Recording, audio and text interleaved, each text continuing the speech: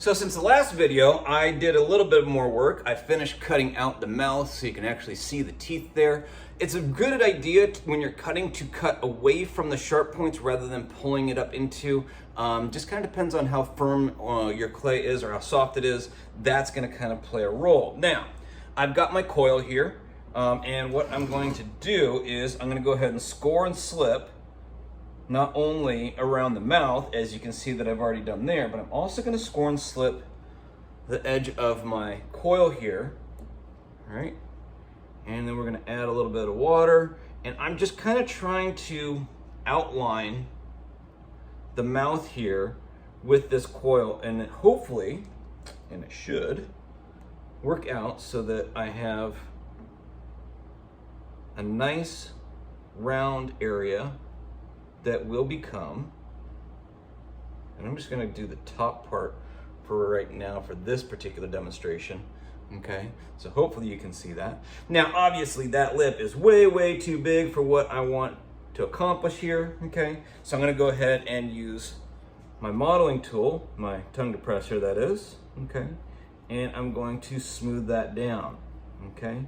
When we create a lip, the underside of it, okay, is going to have that nice roundness, okay, that we have with a normal like lip. So this is going to be somewhat realistic, I guess. You know, it is kind of a fantasy thing because it is a jack-o'-lantern that we're turning into looking like some sort of creature or some sort of being, if you will, okay? And so now, as we add in that lip, okay, I'm just using just a little bit of water to help me kind of smooth that coil in. If you look at somebody sitting across from you, if you look in the mirror, okay, that transition from your lip to your mouth, okay, or to the round side of it, or to the upper part of your mouth, is perfectly smooth. There is no, you know, there's no bump saying that your lips start here, you know, so we don't want to see any kind of a bump in our pumpkin. So that transition, okay, as you can see, should be nice and smooth. And I can probably smooth that out a little bit more, but what I'm noticing is that my pumpkin teeth are starting to kind of fall back in because I'm pushing down and there's nothing really supporting that. So I'm gonna let that dry a little bit more. I might even try and pull that back out a little bit. So what I'm doing is, I don't know if you guys can see this, I'm actually pulling the inside of that out just a little bit to give a little bit more, so that's not sunken in and that kind of thing. The main thing that you guys want to remember is that when we create the pumpkin part of this, we want it to look like a pumpkin. We want it to be believable it's a pumpkin, so that when we add the orange glaze and we make it look like it's a pumpkin, people will go, oh, okay, I believe you, it is a pumpkin. You know, remember that saying, and you'll hear me say this a number of times, and I'll probably say every project that we make, you need to tell the viewer what it is exactly that they're looking at. And the way that we do that is by adding clues.